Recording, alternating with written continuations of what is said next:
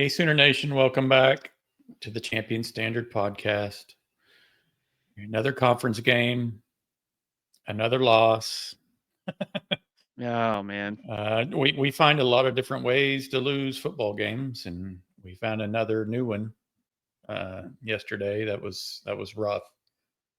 You know what's crazy is the game was pretty close, just that tight defensive battle for 3 quarters, right? Mm-hmm. Fourth quarter was like the roller coaster of all roller coasters. Yeah. Um, just thinking, oh, we're not going to score, and then a halfback pass by Tatum, a scoop and score by Mm-hmm. Billy, and then it just was downhill from there. Yep. I tried, like, we scored those 2 touchdowns. I didn't move a muscle out of my chair. I didn't celebrate. Nothing. Yeah, I was texting you. You like ignored me. I was like, man, he must be laser focused right now. I was just focused. I'm like, I'm not celebrating a darn thing until this final snap. And sure enough, man, just collapsed. Yeah. I don't even know how to. You were at a loss of words too. I don't know how to explain it. We had our best unit out there to try to seal the game. With what, 2 minutes ago? Was there 2 minutes left whenever Missouri took over? It was 2 minutes left, and they gave up that 1 minute drive. Not ideal. No. If you were gonna if you ask somebody which side of the ball would you want to close out the game, everyone would pick the defense. Everyone would say, I want the defense on the field to close out the game. And they had the opportunity to win the game, and they failed. They lost. Yeah. And it came down to one play, really. Yeah. 3rd and 16. Yeah. 3rd and 16. Yeah. They couldn't get off the ball on third. They couldn't stop 3rd and 16 to really force, Missouri into a 4th and long, and their play book would have shrank. Yeah, was that the long completion to Burden? Yeah, to Burden on the sidelines. Yeah. Yep. We'll take a look at it.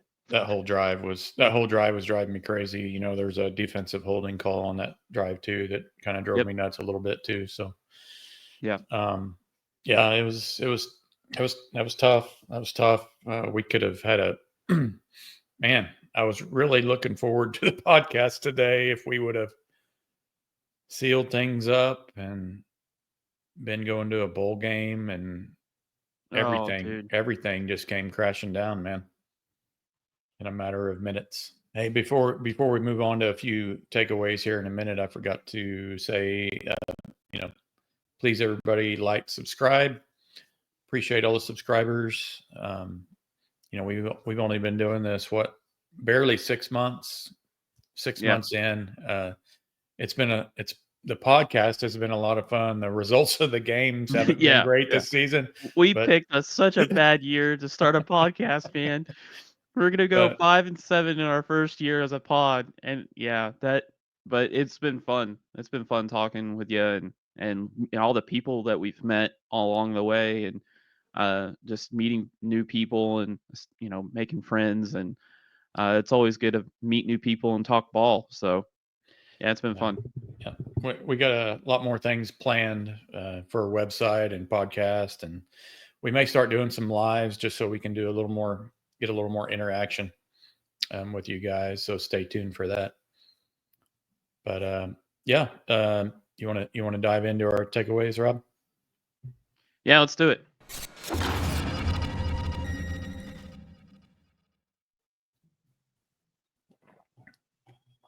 I'd like to mention our sponsors as well. Woodworks Distillery. I'm sure that they received a lot of business this weekend. They may be closed on Sundays, but if they were open, they would have definitely seen some people come in and try to make that gang go away. Yeah, this was a new bottle. me and a buddy watching the game didn't. This was the funnest thing about. Right. Really, it's good stuff.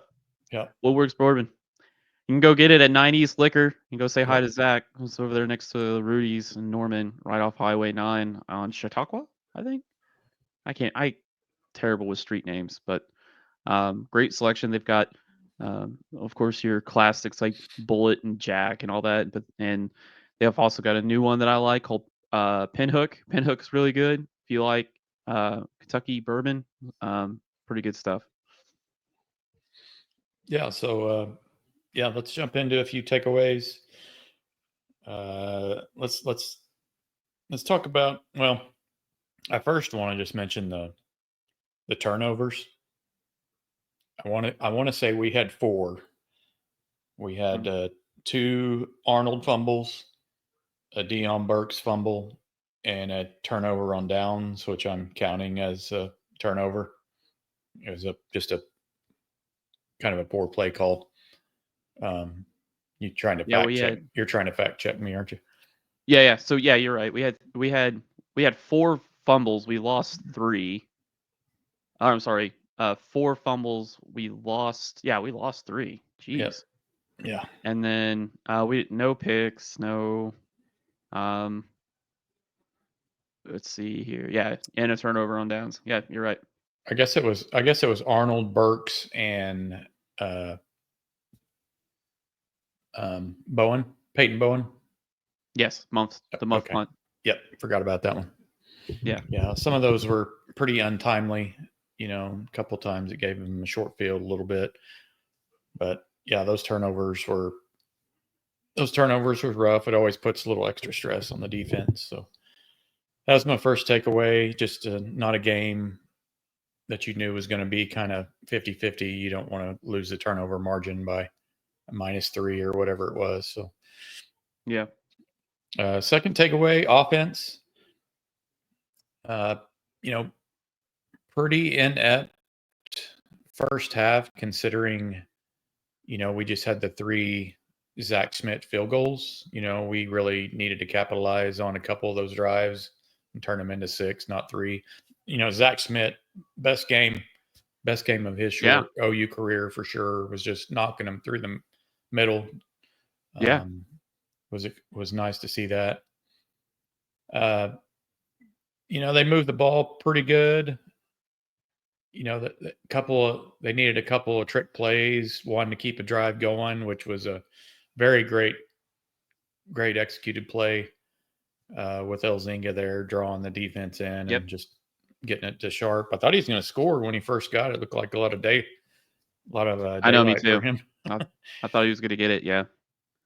And then of course the Taylor Tatum pass back to Jackson Arnold, another good executed play, nice block there to free Arnold up and let him get in. So offense, I want to say I don't have the stats in front of me, about 260 yards or something like that. 288. 288. Yeah. Okay. Not quite 300. Got to 295 on within scrimmage, but it's the same story, man. We can't push the ball downfield. Yeah. I mean, it's all cool to see all these trick plays and everything execute well and you get the ball, moving forward. But why can't we not just drop back and just throw it beyond 10 yards? And it's a mixture of everything: pass protection, or the quarterback doesn't see it. We've seen. I mean, I don't even know if we need to bring up the film. It's the same story. We've been watching. We've been shown it all year long. Either the guy's open and pass protection like Spencer Brown fails and flushes him out, and then now you've cut the field in half and he can't. And then Jackson reverts to his high school days and running to the sideline and trying to make a play. Yep. Or he has time and he hears steps. He sees ghosts and he bails right at the minute a guy works open. Yeah, like Burks the minute. Burks was open for that touchdown. Yes, I mean, and we all saw that on the broadcast. They pointed it out, and I was like, that shit has been happening every damn game all year. Yeah. It hasn't changed. What did we try? Two passes downfield all night? I mean, Plus, I mean, like attempted. Oh my God, I don't even know. Like, maybe 2 or 3 attempts. maybe The timing of which we would try to send vertical routes. Like there was a play where we sent 3 verts. We sent 3 guys downfield, a fade, a post, and Missouri was sticky on their guys. They were great man coverage, and Jackson would have time, but he couldn't. There was nobody open. So all of it. When it's this bad, everything's bad. Everything's bad. Pass protection's bad. Ghosts, quarterback seeing ghosts and getting happy feet. Receivers not getting open or working themselves open. And when one thing works, the other one breaks down. When the other thing works, the other one breaks down. And that's why we're the worst offense in OU history. It's the worst offense. Yeah. Yeah. No, you're right. Everything's magnified. Everything's magnified when there's so many breakdowns.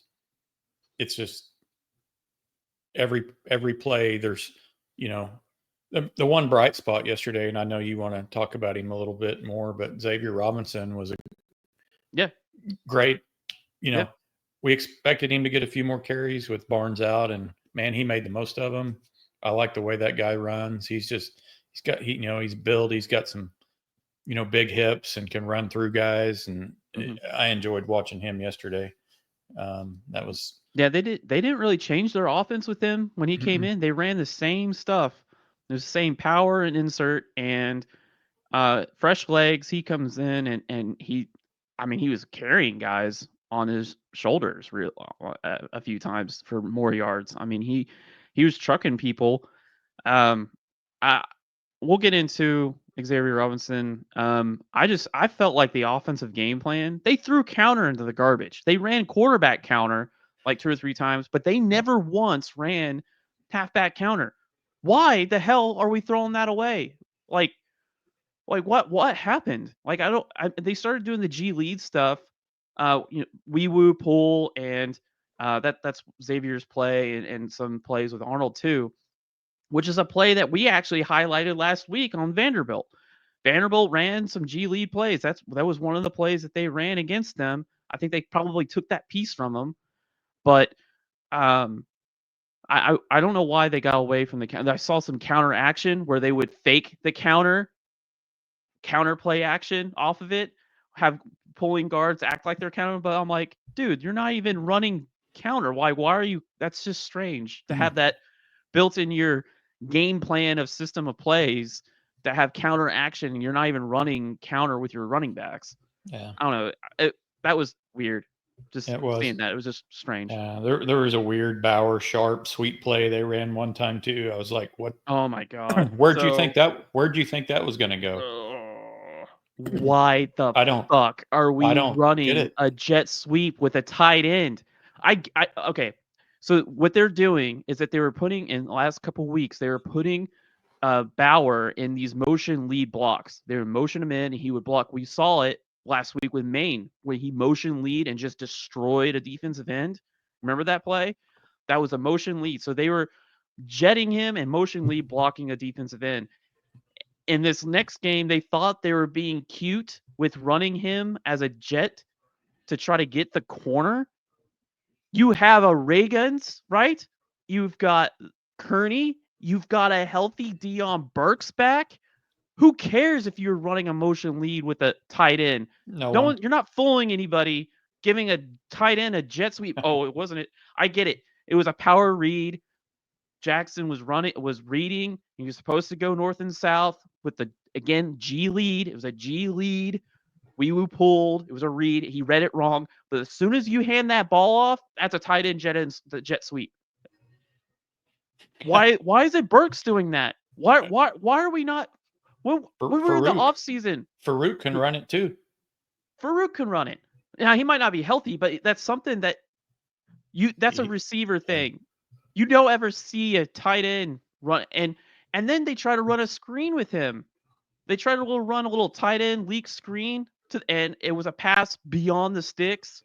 And I'm like, why are we throwing the ball to the tight end behind the sticks? And then we get a negative play and we ended up punting or whatever.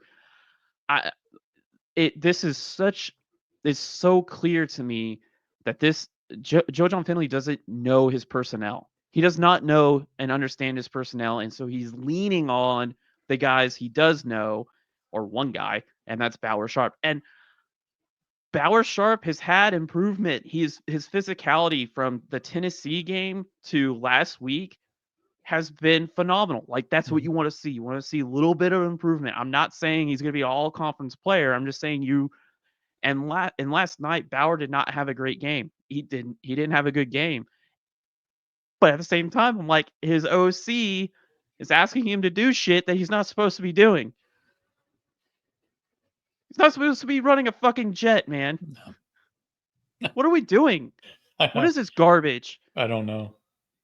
I don't know. And I swear I was keeping track of it. I felt like I think it was first 12 minutes of the game, I thought Farouk and Burks were just decoys. Never looked their way or threw their way. I'm like, what's the point in getting healthy receivers back if you're just going to run a slant, let them run out and block, I don't know. Yep. That was driving me crazy too. Yeah, just lots of, and yeah, we can go on and on about just the play calling, blocking has been the thing all year, and then JFA's happy feet, those just keep showing up, and he resorted back to his turnover self yesterday as well. So yeah, the last turnover, again, the kid is thinking way too much. He's trying to roll out, and really he didn't even have to roll out. That last fumble that sealed the game, he didn't have to roll out. He could have just checked down to the running back. The running back was right there. Just check it down. Yeah. We've been struggling to check the ball down. We struggle to check the ball down all year. We forget the running backs can catch the ball. Have we had a running back drop a ball yet? Can you remember a time through this season where running back Barnes or anybody on an open pass just dropped it? I don't recall one. No, they've been really good in the passing game. They really have. When they're actually targeted. Mm-hmm. And I think he was thinking too much, seeing, pressure, not his fault, pressure. But make the play or don't make the play. Hold on to the damn ball. But you saw it. He had two hands on the ball and he let one go to try to get that ball out, but he could have done that before he even bailed out. The quarterback position has been neglected by coaching points. You either hold on to the ball with two hands and take the sack, or you throw that ball earlier, or you throw it away. Yeah, talk about, quarterback position neglected there late in the game. And it was just a observation, and it doesn't mean that, I see DeMarco Murray over there trying to talk to Jackson Arnold. It would truly be nice if there's a quarterback coach or someone on the sidelines in his ear a lot more often than what is, because it doesn't seem like that's the case. And I don't know if that's, Coach Johns is doing that now or what, or if he's up in the booth with JJF. Anyway, any other takeaways from the offense? Other than we suck and we've got a lot of work to do. Yeah, we do. And then it's only going to get worse after two more games. It is, yeah. Dion Burks we touched on it. Dion and Farouk not even getting targeted, and Dion's route tree has regressed. We've been saying this all year. We watched several games of Purdue. Mm-hmm. What's the guy's name? Hudson Card. Hudson Card got more out of Dion Burks in his route tree than what we've done here with him. I would not be surprised if he left. Yeah, I wouldn't be surprised if most of these kids leave. They all have a reason to leave. They want to get to the league. They want to go play in the NFL. You're gonna have anyway. Yeah, no, we can get into that more here in a little bit, but yeah. So switching over to the defense, I thought they played a solid, good game most of the game. I know there was a couple of breakdowns, especially especially there in the fourth quarter. But I thought they played pretty solid. Playing a Pine, you would expect them to do as good as they did. I was hoping to get a few more picks from him in those first few quarters. Any turnover would have been ideal. We did not force a turnover from Drew Pine. I know. Yeah.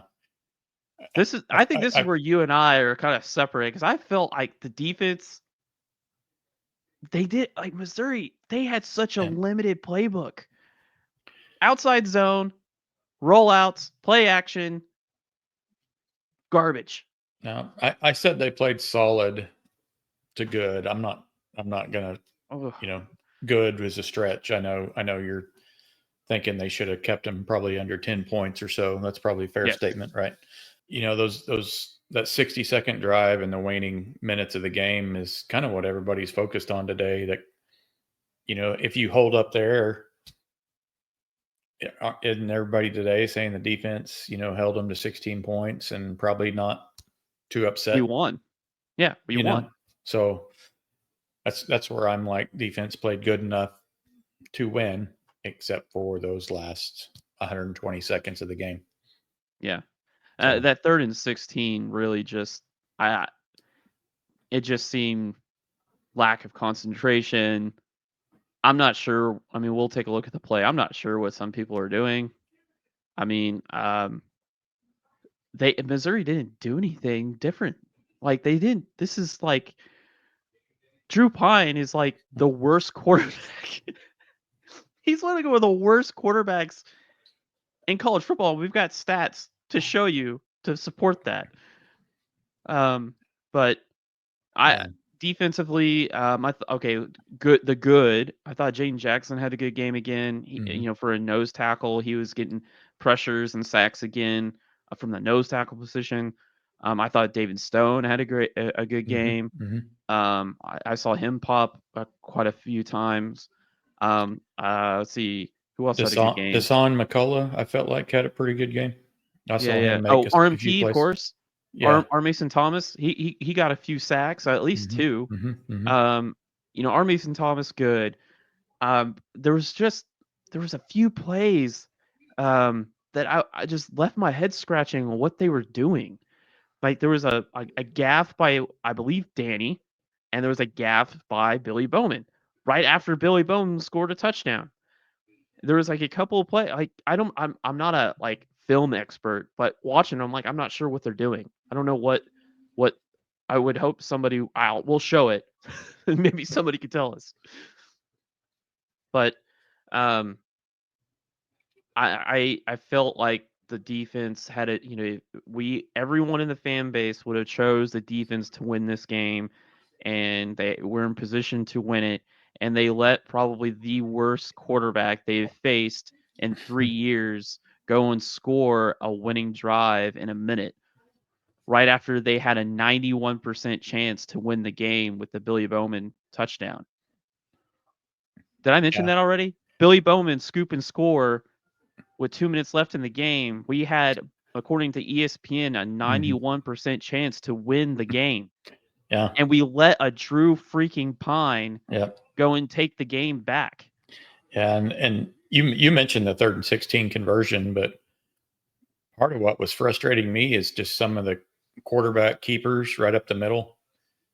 That's the one I was talking about, Danny Gaff. We're going to take a look at that one. Those were driving me nuts too, because I felt like we were paying a 5-man front for a big portion of the night. And there was a couple of times we went 3-man, and I didn't like it because I just felt like he was able to find a few gaps to, sneak through and either keep the chains moving or whatever. That was driving me crazy.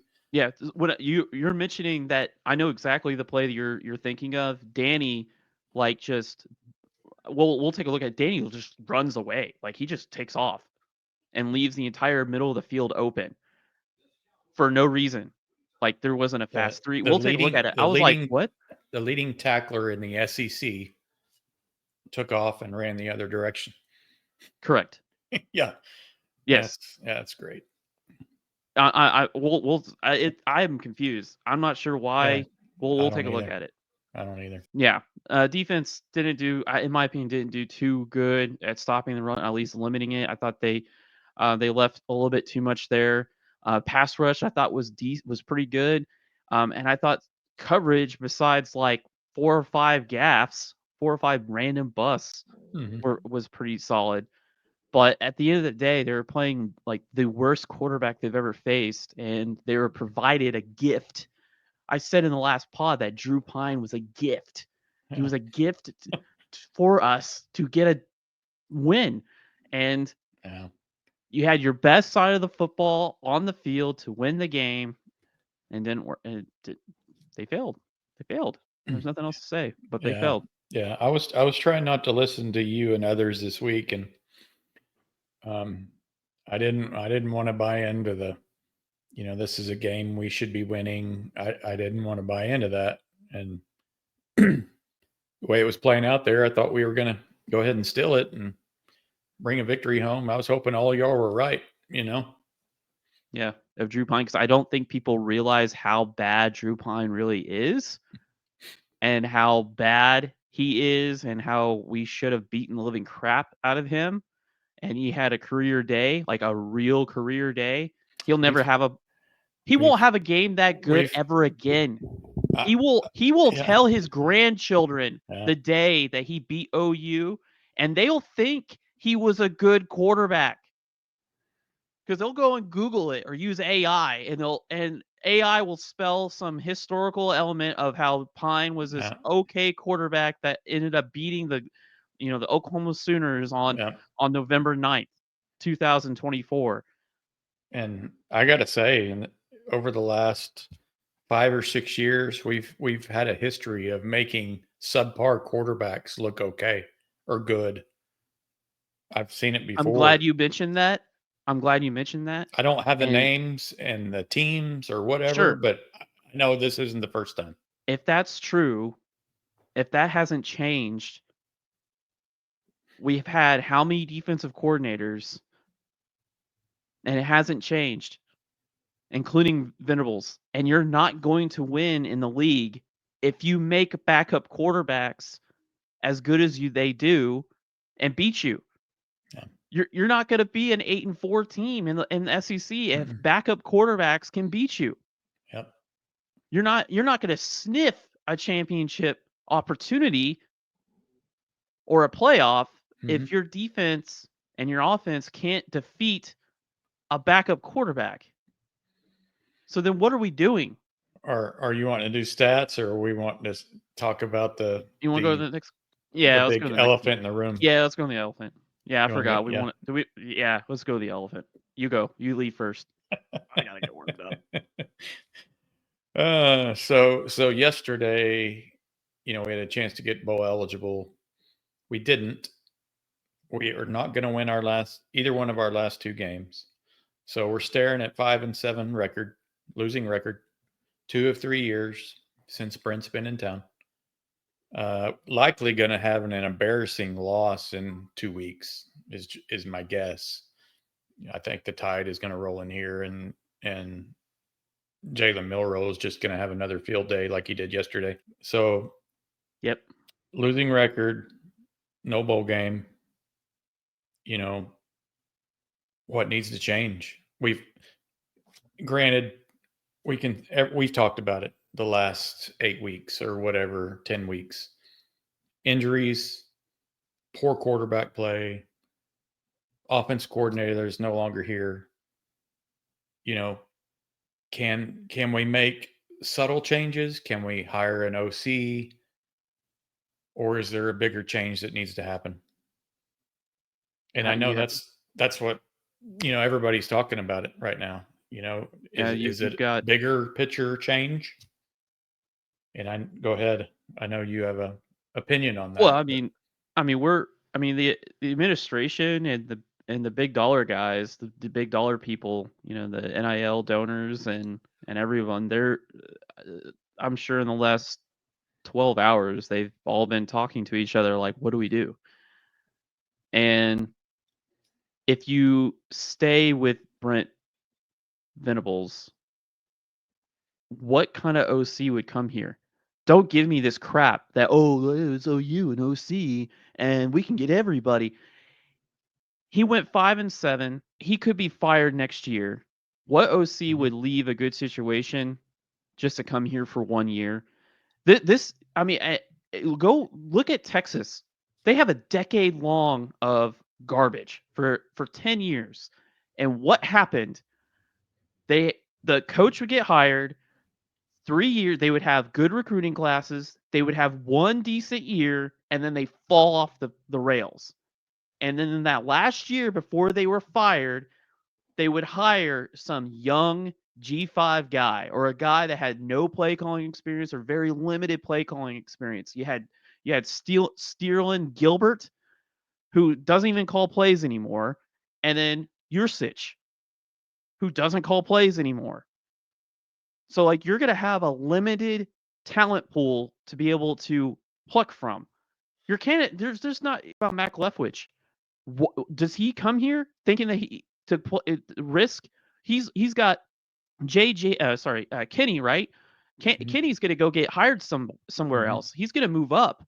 Leftwich can go follow him, and he's got a guaranteed paycheck for 2 or 3 years or longer, as long as he's with that head coach, and he can wait for an opportunity that's more long term than trying to come to OU and possibly fail, because this is a mess. This is not just offense. I mean, it's to me, it's everything. It's the whole program, it's system, and hiring one OC, in my opinion, ain't gonna change it all. And I just don't think you're gonna have a great candidate pool. I think you're gonna have a few guys that are out there, but they're gonna be G5 guys. You're not gonna go to the Big Ten. You're not gonna go in the SEC. You're not gonna get somebody that risks a one and done. Yeah. And I've been the biggest Brent defender. I've been telling you, I think he's came in and made some good changes on the defensive side. We're better there than we were. We're recruiting better overall. He's made the culture better, but has he really? And that's where, unfortunately, I'm starting to question some things that I feel like I've been, standing on. So maybe he's made the culture better, but why? Because, he's a good father figure to the players off the field. That's great. And the parents appreciate that. Everybody appreciates that, mentoring these kids off the field, what have you. But at the end of the day, if you're not getting the results on the field, that culture can only take you so far. There's been plenty of good guy coaches come through the circles of college football over the years that haven't been great, wins and loss guys. There just have. We've all been rooting for Brent just because he's a former OU guy and came in, and we're hoping he saved a program that someone tried to tear down, and he's did a pretty good job of being able to keep some of that OU tradition and bring back some former players and just rally Sooner Nation. He's done a great job of that. But we can't, two losing records in 3 years isn't going to cut it. And we know the perfect storm happened this year with injuries, quarterback play, what have you, but still falls on head ball coach. I would like, I would like to make an offensive coordinator change. Maybe he brings a quarterback with him. We don't have the injuries next year that we have this year. I would like for that to play out, but I completely understand where everybody's coming from right now that's saying, let's make a change at the top. People are throwing out Joe C's name too. I don't know if I'm ready to quite go there yet, but I'll say this: if they do decide to let go of Brent, I almost feel like we need an outside party searching for the next coach, and Joe C not have his hand in it very deep. I don't Then know what's the what point that. of the Joe C then? I mean, like I if know. your AD can't make a hire, if you don't trust him to make Yep. a hire, then I Yeah. mean, I thought the same thing because I was like, I just don't. This next hire, whatever it's an OC or a head coach, like this next hire is massive, and you can't risk the brand of OU football. Like you just can't. Like we we we have to be winning games. There's so much at stake. There's so many currently there are so many people, big time donors that are locked in. They're locked in. They're Mhm. the SEC, the move to the SEC. Mhm. There was so much commitment and there's so much passion within the ranks of everyone that's got the big dollars. Everyone's Mhm. involved. Everyone's clicked in. And Yeah. that's why when this failed, Mhm. everyone is like, I mean, I was Yeah. getting my phone was blowing up with people like, I'm not renewing my season tickets. Yeah. They're bailing out. They're like, I want to see actual progress. Sure. Like, year 3. This is year 3, and you're going 5-7. Year 3, and Joe C. Going back to him, he extended Brent Venables I know. before the season. I don't get that. Why? Yeah. Why? Yeah. Why? Yeah. Why? Yeah. Why extend him I know. before you see the product of going into the league? Brent was going into the league for the first time, and Yeah. he extended him, and now, like, that's a financial commitment piece Yeah. that all those people that donate are gonna have to pay for because of Mhm. that decision. Yep. No, Brent's been given the resources, the support, the fan support he's been given all the support and loyalty that a first time head ball coach, you know, I mean, Go back to that first spring game where yeah, 77,000 yeah, people showed up. we were there. Yeah, So yeah, just, yeah, OU deserves better than what they're getting right now. And when I say OU, I'm talking, the whole nation from me to yeah, boosters, donors, what have you. yeah. So I don't know what the answer is, but I will say this, Bob Stoops gave Joe C a 20-year whatever. Yeah. Just he hired Bob and he didn't have to worry about the OU football program for 20 years. Yep. And so, now he's had to these last 4 or 5 years had to, Yep. make some changes and He could have put the pedal to the metal on Riley. He could yeah. have told Riley, "Fire that Yeah. dancing aerobics instructor guy. Mhm. Get rid of Mhm. Benny Wiley." He could have told him, "Hey, Mm. Mike Stoops has got to go," and not burn. Bob wasn't gonna fire his own brother. Riley was sitting there worried about it. Maybe Josie told him he couldn't. I have no Mhm. idea. But as Mhm. an AD, you could have said, "Mike, sorry, bro, but Yeah. your game of defense has passed this era of football."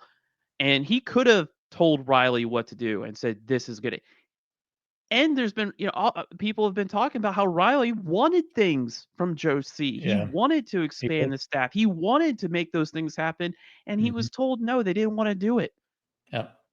So I'm not giving a Riley. When they Sure. jumped to Sure. the SEC, Riley is scared of it, Yeah, right? He absolutely. wasn't Yeah. going to be the long term solution anyway. I'm just saying Yep. there. You got to look at everything, Yeah. the whole story. And I go back to when Brent was hired, there was several other names floating around and Dan Lanning being the one that makes me cringe right now I know. of the names that was out there. And I know he Yep. was on our short list of guys Yep, that we he were was. talking about. We loved us some Lanning Still and love him. I look what love the his hell he's attitude, man. doing, man. I know. So that Finding that's OCs that can run yes. run his offense. Don't don't don't don't hire the familiar face. You have to stop hiring the familiar face to the program. Brent's been here, so what? Doesn't mean Yeah. anything I anymore. Going back to, when Brent was hired, I you and I weren't surprised, and I It thought it was a wasn't a good hire. bad hire. Yeah, it No, it was a was a good good hire. hire. It was a good Absolutely. hire. The Absolutely. dude is a Yeah. national champion DC. He's had mentors as Bill Snyder, Bob Stoops, and Dabo Sweetie. Like, you could not have gotten a Yeah. better pick than that. Like, I'm not faulting that decision like at all. Like that, he was the best hire you can made at that point, December 20th of 2021, and he's done a good job recruiting. He's gonna flip the culture. He had to start from like zero on building his defense because Alex Grinch was a boob Yeah. and didn't know how to coach middle field close coverage. He's stuck in the anyways. I'm not going to get into that, but Yeah. he started from zero and had to rebuild everything up. But at the end of the day, it's wins and it's developing quarterbacks. That's what's going to get him fired. Is he didn't develop a quarterback and he didn't get wins, and that is more than enough for whoever, whatever name, wherever background, whatever, to get fired. And I'm not, the quarterback play has been awful. The management, Charlie of TFB has like sat there and he's laid it all out, like mismanagement of the quarterback room. He went into this season purposefully with two young quarterbacks, and both his OCs don't have a history in developing quarterbacks. Why? Yep. You hire a Seth Luttrell and you give him play calling duties. He doesn't run your offensive structure. You built that for 2 years and you threw it in the garbage. And he's Why? not, and Seth's not even a quarterback coach, so you don't No. even have a guy that's used to direct interaction, Or Joe John with a Finley. quarterback too. Development, yeah. Keep going down the list. No Like, one hardly on the staff. It took us to fire our OC Yep. and to move a Kevin Johns into the quarterback room. There's nothing he's going to be able to do in 4 weeks of the season, 5 weeks. And another scenario, it'd be awesome if we could hire, and I'm going to throw names out just as like an example. This isn't who I'm saying, oh, you ought to hire, but like if you hire a Dan Mullen to be the head coach and he brings in his offensive staff and he's like, hey, I like how the defensive looks. Let's try to keep the defensive staff, Zach Alley and all them. That would be another nice scenario other than someone just coming in and us starting from nothing and starting completely over. But I know that's a scenario that's not likely either. I'm just throwing another example out there other than just completely stripping it down to starting over. You may get a few, players that decide to stay depending on your hire. Yeah, we haven't even talked the ramifications of 5-7 at the end of the season. 5-7 at the end of the season. You've got a long list of young defensive stars and offensive transfers like a Deion Burks that are trying to get into the NFL. And they have to worry about themselves. They have to worry about them and themselves and their career. Yep. So I thought Brent staying. I thought 10 to 12 guys were going to go to the portal. With him staying and us changing OCs. If he leaves, depending on who we hire, the number may approach 20. I think it might be the same. I don't know if it'd be more. I don't know. Maybe? I think it could be more. I don't know. Just from what you said, guys don't want to. That's true. It depends on the hire. It depends on the hire, So, we definitely, maybe this is a good bi-week podcast. We can go on and on and on about this next week. But I got a question. So let's say we finish 5-7, and I sure would like to bet on that. Okay, 5-7. Get some of my money back. Yeah, I know. 5-7, and we finish 5-7. Arnold transfers. Deion Burks transfers. You've got Deion Burks what? What'd you say? Deion Burks what? Deion Burks transfers. Okay.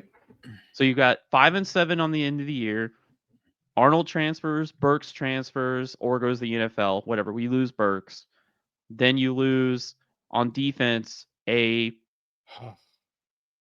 The Bowen brothers, Yeah. because those two have been on your list, haven't they? They're on your watch list. The Bowen constrictors is what you like to call The Bowen constrictors. them.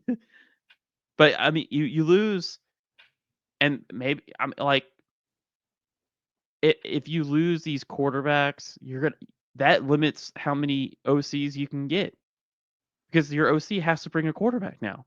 Yeah. And other pieces. And other pieces. Which, if you get the quarterback, it usually attracts other pieces depending on who you bring. And then look at your recruiting class. Yep. Fasusi is getting all the attention from Texas right now. Mm-hmm. They're about to send some first round picks into the league on offense. Yeah. 2. They're gonna get Kevin Banks and their other tackle, their right tackle. I forgot his name, Cameron John. They're gonna have 2 tackles go in the first round of the draft this year. We know what that's like. I mean, Texas, and they're rolling. Like, I wouldn't say they're rolling, but like they're playing better than us. They're light years better than us right now on offense, for sure. Right. Fasusi can flip, man. Like, you're gonna have everyone thinks it's bad now. It's bleak. It's despair. We lost to a terrible quarterback. We're gonna finish 5-7. We're not gonna go to a bowl game for the first. December's when it's gonna get ugly. December is going to be bad. It's gonna be very cold. It's gonna be a very cold December. You're gonna have coaches that are gonna voluntarily leave. There's gonna be a coach or two that are not just fired, but there's gonna be a coach or two that are just gonna be like, I don't want to be a part of this, and go. Nope. Yeah, you're right. Yeah, I'm not looking forward to. So you're saying like a reset. Brent Venables gets let's go, and you don't want to start. You might get that even with you keep Brent. And I'm warming up to the idea of the total reset. I haven't. I've been reluctant to consider that until last night, or it's just been so bad on the offensive side of the ball, and so many things. Where we are now, I haven't checked. What's our ranking? I'm sorry, I have to know, like, where we are, total offense, yards per play. Oh shit, we climbed. We're no longer at 133. We're at 128th again. Look out. 4.74. Here we come. Yeah. We're averaging 4.7 yards a play, ranked 128th in the country. Thank you, Temple, New Mexico State, Florida State, Air Force, Kent State, Kennesaw. Oh man, Kennesaw. Thank you so much for being as bad as you were, because I know there was parts of the season where you just gave us a good leg up, prevented us from being at the very bottom. Thank you, Kennesaw State. Right. Oh my God. I mean, yeah. So I think we do need to have a coaching podcast, since we got a bye week coming up, or something. Just whatever expectations, what's going to happen. We get a week here of post-mortem of the Missouri, so to speak. Yeah. Things kind of, you start to hear different things. So I think that's maybe going to have to be the focus of our next podcast, unfortunately. We can talk more on the bye week. I never thought there'd be a day that we were eliminated from bowl games by November 9th. It's bullshit. Like, and you're going to get blown out by Alabama. Mm-hmm. You're going to lose to LSU on the road. Yep. And then you're going to have players transfer out. You're going to have coaches voluntarily leave and get fired. There's going to be some that are fired. There's going to be at least one that's voluntarily going. Like, I can't. And then, like rats on a sinking ship, everyone's going to try to like find their next space, their next home. Mm-hmm.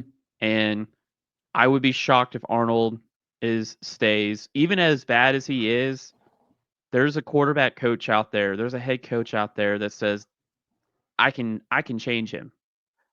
It just takes one. Sure. It just takes one coach, one head coach, and an NIL deal, and says, I can do something with this kid.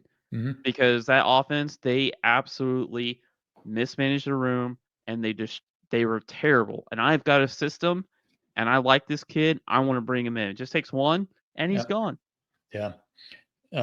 No, Jackson's got lots of tools.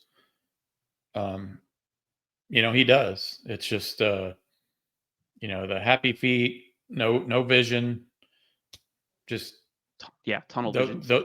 those things can be coached, like you said, with the right guy. So Yeah. yeah. So should we move on to some stats or some film, which is going to Yeah. make us feel a lot better? Well, let's just quickly go into some stats. I only have like one table. I didn't update it.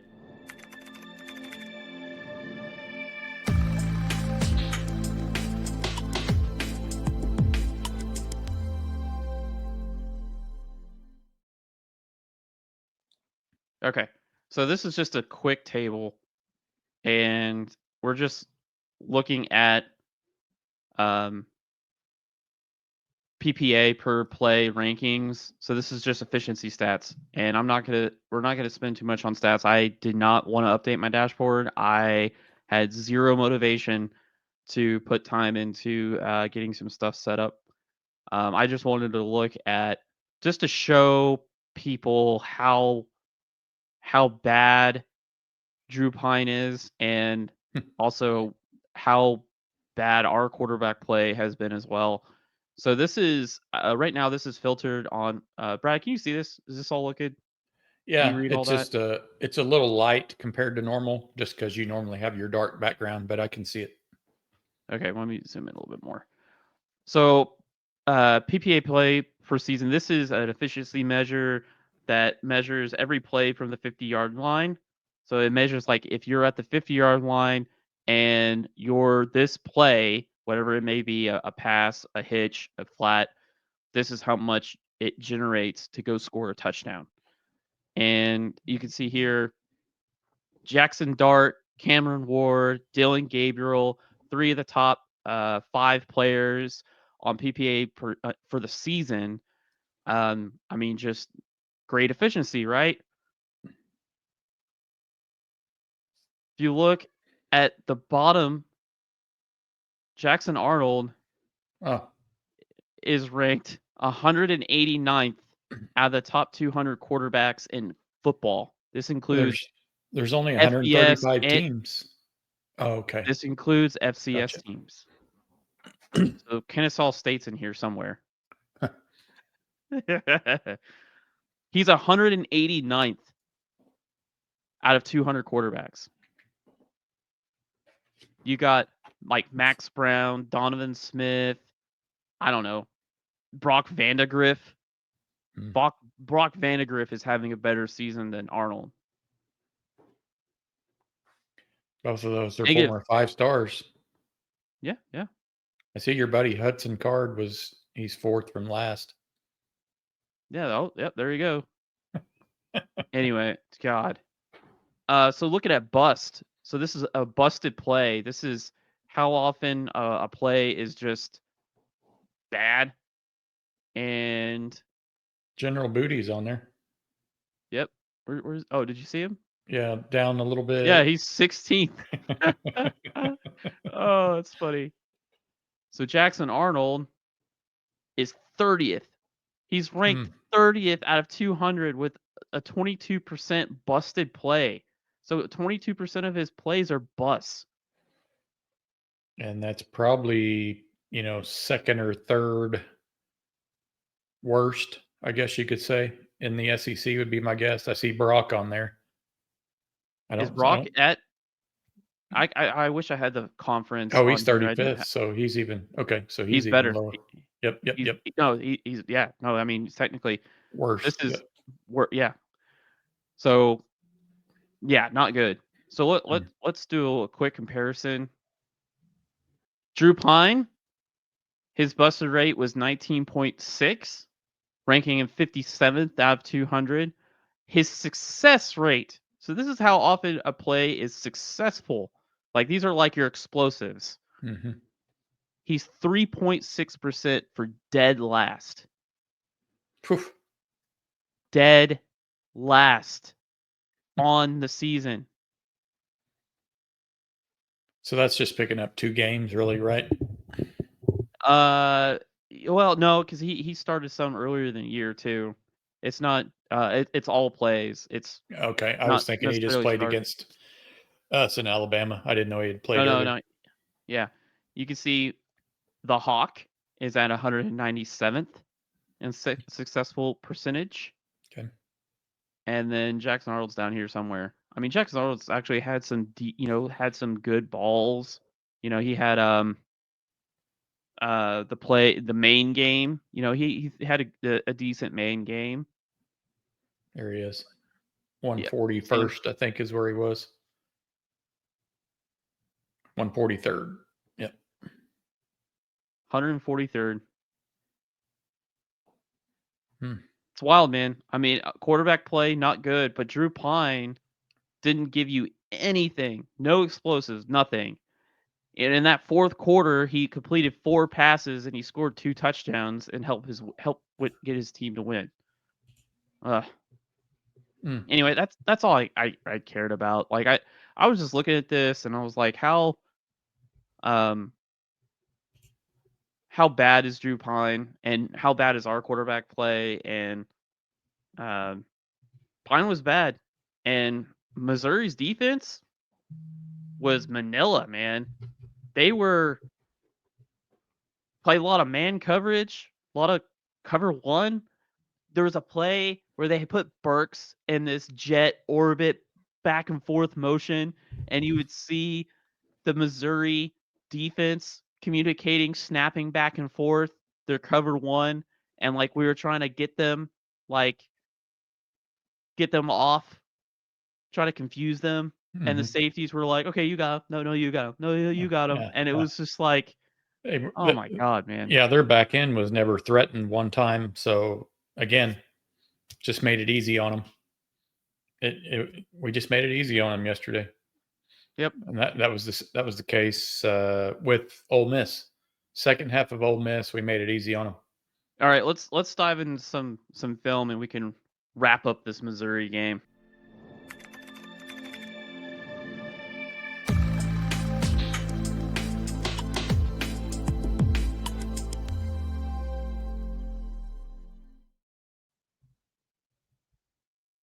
Okay. What do you want to start with first? You want to start with offense and talk about Xavier Robinson, Yeah, or let's do do you that. want to? No, let's Okay. talk the X-Man. Yep. So we ran like the same play with Xavier Robinson, just a simple power G lead, like over and over and over again. When I was complaining earlier in the year about Woo not pulling as much as that he should have been, because he's a decent puller, they're finally starting to pull. Simple stuff, man. Xavier Robinson, here's another G lead.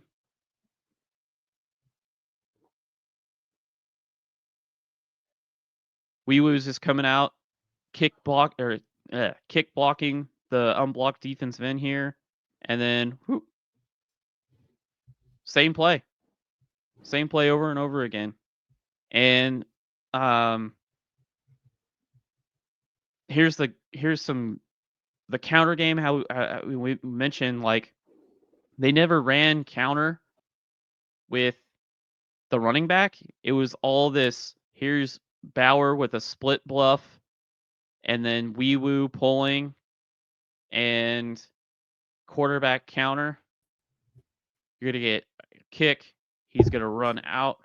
I'm sorry, that's a log. Woo log blocks. Bauer takes off running. Like they threw away their counter game with their running back. It was kind of strange. They were running. I mean, the G lead stuff, we went through it last week. That was a Vandy play, and then they ran insert. I mean, here's we'll go down here to. Oh, I have this play named dumbass play. This is the tight end leak screen. to the boundary. Look how freaking far Bauer goes. This is the line of scrimmage, man.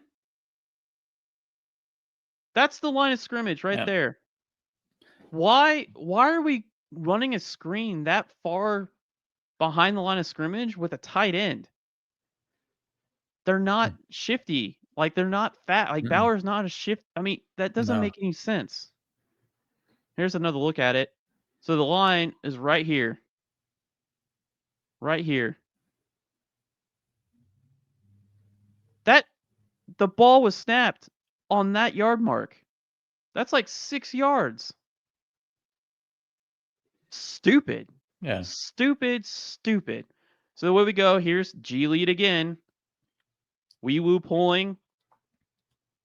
Kick out the defensive end. Xavier Robinson. I mean, it's the same play. We get a swing pass. Holy crap, a design swing pass to the running back. Amazing. So then we ran G lead 1, 2, 3 times. Now we're going to run an insert. Inserts are, bread and butter. But, I mean, Bauer got a good block there, north and south. And if you watch back on these plays, they are attacking this open B gap.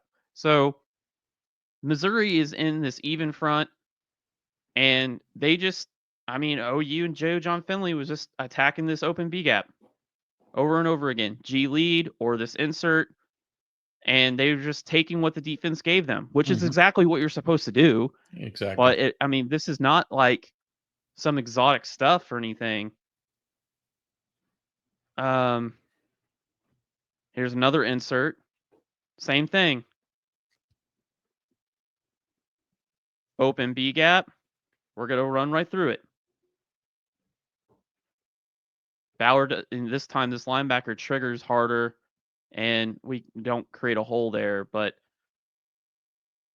here we're going to get a motion lead. So here, what I was mentioning before about how, Bauer sharp getting that jet sweep. It draws no attention. That does nothing to the defense. No. I mean, if anything, this safety's coming down hard on it. Bauer did not have a good game, man. He doesn't know who to block. So he wraps around here and he's like, okay. He's peeking over here. There's a blocked, unblocked. And he's like, okay, go over here. And then Hickman doesn't get his guy. Anyway. Go back to the quarterback counter. Go to tight end insert. Yeah, we're going super fast on these because, like, I mean, it's the same play. And they had success. I mean, they were moving down the field, not asking, the Jackson Arnold to do much because at this point, I mean, he hasn't really proven that he can be reliable. And then what do you get? You're gonna get a jet throwback to the quarterback for a touchdown. I mean, they ran the ball, then got a trick pass, but Xavier Robinson did good. And after this drive, they just don't have enough time to run the ball with Xavier anymore.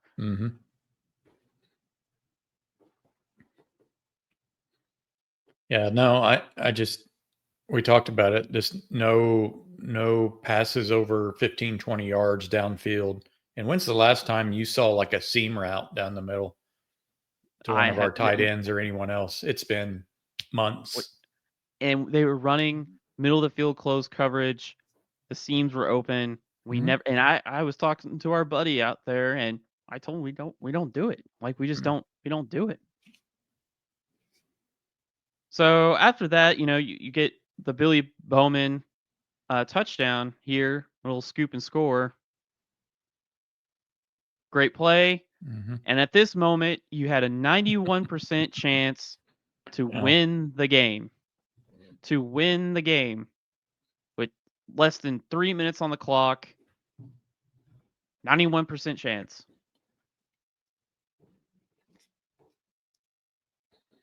And they go and score, and you need Jackson Arnold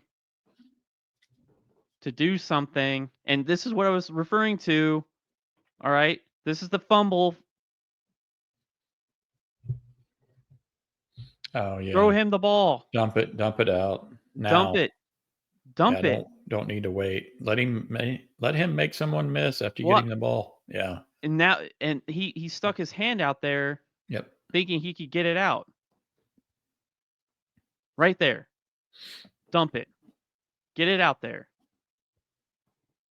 It should either hit your back or it should hit the stands. Like, there shouldn't be anywhere this is going. Yeah. Also, look at the frustrating part too. If you can freeze it right there, look at all the one-on-ones we have out there on the field. There's 3 one-on-ones, and we can't take advantage of it. There. If I was gonna hit up top, there's 2 of them. That one. Yeah. And then, of course, every game has Brennan Thompson run free. And in this situation, you can't get that ball to him. No. But this is your free yards. Yep. That's your free yards. That's your dump down. You take it every time. Just you know who what Jackson needs to watch. Jackson needs to watch. It's second Jared. and 5. Watch Jared Goff for the Detroit Lions. The sucker dumps off like the entire game, and they still put up 30, 40 points. Take what the defense gives you. Yeah, that was a heartbreaker, man. That's a stupid play. All right, so I skipped most of the defense because I didn't really care to put myself through all of that. I scanned through it, but so you mentioned earlier about the play about Pine getting these free quarterback run yards. This is the play I'm talking about. So I think this is the play you're referring to. So they send 4. They got 3-on-2 coverage over here. Okay, to the field side. They've got 3-on-2 coverage to the boundary. Right? You got a running back sitting right here. And for some reason, and I'm not sure why, somebody's going to have to tell me why, Danny just bails to the field. He just takes off running. There's no fast 3. This number 2 receiver's going out. There's nothing here. I don't know what he's doing. I don't know what that is, because they had numbers on both sides of the on the field, and here you can look at the end zone cam and see it again. They're going to blitz Kip. They're going to have a 4-man pressure. Again, they've got 3-on-2, and they've got 3-on-2. And then for some reason, Danny just takes off. And there's no fast 3 here. So who's guarding this running back? Somebody should be guarding him. And it's not the safety, because the safety looks away. It's not 24 here. He's looking at Burden. And it just leaves this huge hole. Yeah. 3rd and 9. This would have been a field goal. I know, man. Bust. Something happened. I mean, Danny's pissed off. And I'm not. Yeah, see, he's pissed. And I'm not sure if that was a call or what. But that was a bad play. It was bad. And then you just get outside zone to the right. Just outside zone. And then they come right back. Outside zone left. Same play. Yep. Yeah, that gap was there all night. Felt like, anyway. And then they just follow up with a tight end crosser. Tight end's just going to run a crossing route. And they get Luther to come on this little short motion, and then he's going to break out to the flat. Honestly, they're trying to use Burden here as a little decoy. Bowman actually does a really good job with his eyes. He stays on top of the tight end. This play breaks because Eli Bowen, who has this, I feel like, I mean, I might be wrong, has the inside, or the inside of this zone here. He Mhm. collides with the referee on accident. Yeah. So watch Eli here. Yeah, and then you left Desan out there trying to cover two guys, I think. He falls down. And then Bowen is out Yep. and Yep. touchdown. And now it's a tie game.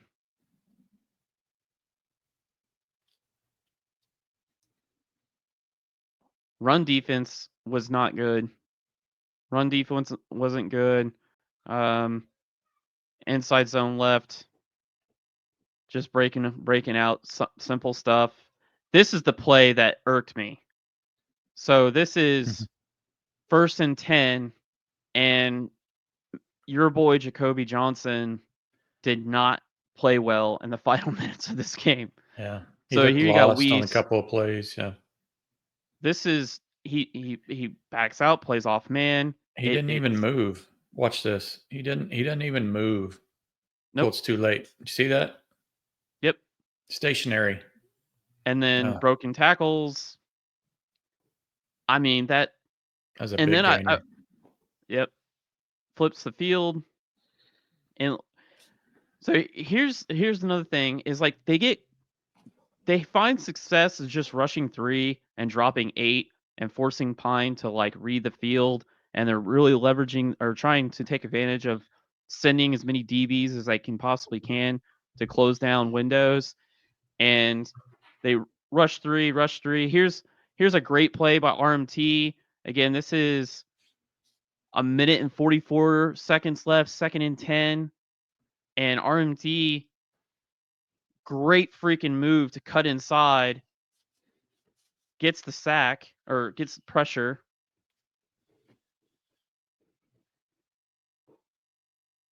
Next play, 3rd and 10. Missouri puts Luther again in that 3rd receiver spot and trips. They love putting him here. Mhm. We watch games of him through the summer, and they love getting him in trips and getting him in this because it isolates him on these backside safeties when you've got all this crossing action, or they get you, or he runs a fade route, this like not a corner, but like this like a fade route from that spot. He made a living doing that. And going back a little bit, so they're running a little short motion crosser, then they're going to run a dig and a fade, doing a dagger and a crosser, and it's incomplete, but like there's a lot of space here, man.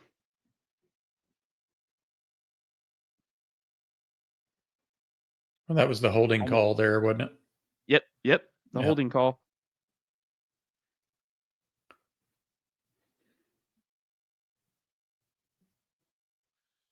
And then RMT comes in here again, and this is the sack. Gets the sack. Now it's going to be 3rd and 16. And this is the play. This is it. Yeah. It's 3rd and 16. Game on the line.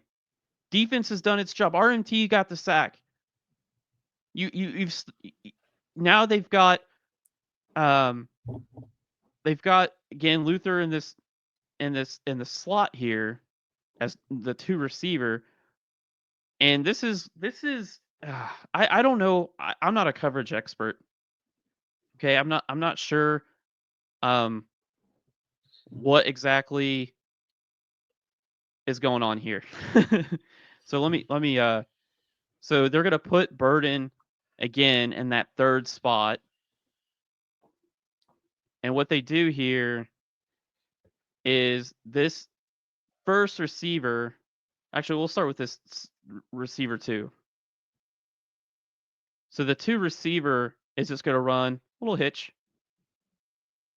Luther is going to run a delayed switch wheel. And then number 2 here is going to run a post. And our defense, Jacoby is going to run like it looks like he's got deep half responsibility. and it looks like Woody Washington is going to create a natural bracket. He's going to sit in the flat. And then I want like Bowman. I'm not sure what Bowman is doing here because it looks like he's looking at the 2 receiver and he just cuts inside.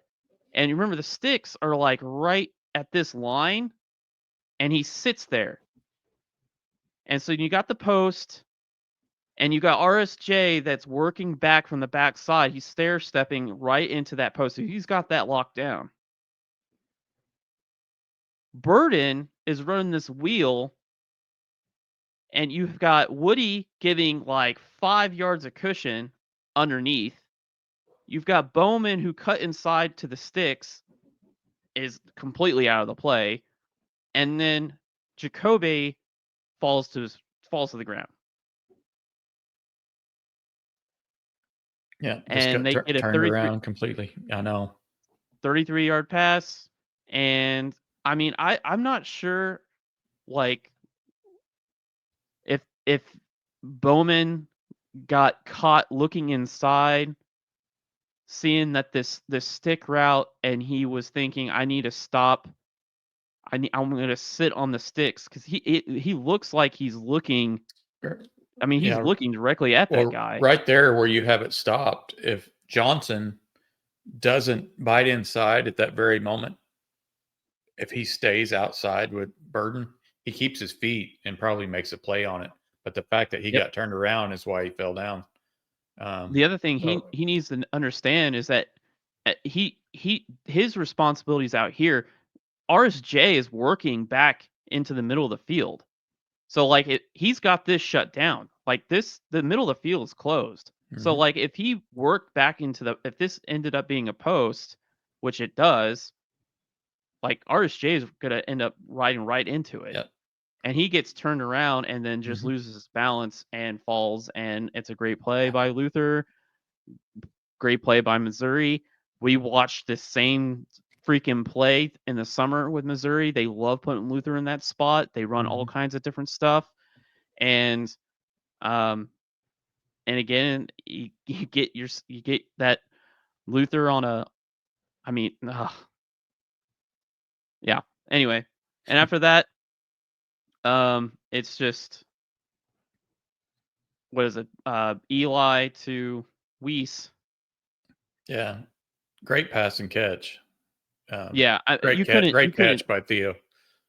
Yeah, you could not have played it better. Great timing, great position. He's just taller. Yeah, exactly. He's just a taller guy. Yeah. And the ball was an insane throw. From hash to the corner. Throws it up. I mean, that anyway. That's fantastic catch. Yeah. I don't know. We were 3 minutes away from having a really enjoyable podcast today. Yeah, yeah, those last 2 minutes were just tough to watch. It does kind of sum up, kind of our season a little bit. When that stuff like that happens, you're just like, yep, seen this before. Yeah. But yeah, and I don't know. There's a lot that's going to happen between now and whenever decisions are made. And I think defense failed on that drive, lost the game. We should not have lost to Drew Pine. I don't believe in that garbage at all. Pine is terrible. Every game I watched of him, going back to Notre Dame at 22, even some of his random snaps in Arizona State. He was at Arizona State. Notre Dame kicked him out of their program, and he found a spot at Arizona State. He was bad. Yeah. Bad, Brad. He was bad. No, it was a missed opportunity yesterday for sure. And, we haven't mentioned it yet, but, an opportunity to, put Eli Drinkwitz in his place. The guy's just a slime ball, piece of junk, trash coach. Stick whatever an adjective you want in there, man. The guy's he's a piece of shit. He just is, dude. So I didn't want us to, go the whole podcast without calling out that jerkwad, calling out Bob Stoops after the game and stuff. Whatever, Yeah. dude. I'm happy the rivalry's back. Everyone was worried about leaving rivalries behind. No, we've got plenty. Yeah. We've got plenty. We will be back. We will be back. I'm not worried about this turning into Nebraska or whatever I'm not worried about that. Yeah. But you got to make the right hire, Joe C. Pressure's on you. Or maybe it's on Joe Harris to make the right AD hire. I don't know where we're heading from here. So, yeah. Yeah, so next week, do you want to talk talk coaches? Let's talk or something coaches, coaching changes, potential coaching changes, players leaving, the whole university firing people left and right, and then maybe have an Alabama preview. Oh man, I don't know if I want to do previews and look at football anymore, man. Yeah, or like that's fine. going into deep like that. Yeah. I mean, it's just like we know the story. Throw the ball beyond 10 yards. Yeah. Pass protect. Run the ball. Stop falling on the ground in the secondary. I mean, like that's it. I mean, they're running. The offense is the same. The only thing that's strange to me is they threw counter out, just ran quarterback counter, never ran counter with the running back. Did some G League power stuff. Okay. Defensively, they're falling on the ground. I don't know. Yeah, let's wrap this up, man. I think that's all I've got. No, you got anything? No. Anything? I think we'd love to hear from y'all. Please comment when you do listen. We'd like to hear y'all's opinion on where do you think we should go from here, because there's a lot of different ways we can go over the next 6 weeks here, and I would say the next 6 weeks is when all of it's going to happen. So nope. Good show, man. I know they're tough after losses, but we've been hanging in there. I don't ever want to say we're getting used to them, because that's not the case. Nope. We don't get used to this. No, so this is bullshit. I hate it. It's stupid. Is. We deserve better. Everyone deserves better. Yeah. And we're gonna get better. Like we will will it into existence. That's right. Wins. Future. They will come. We will hire it, and they will come. Yeah. But keep your head up and be looking for the changes like we will here the next, the coming weeks, and just, try to hang in there the rest of the year like the rest of us are doing. So thanks again. And until next time, Boomer Sooner. Thanks, guys.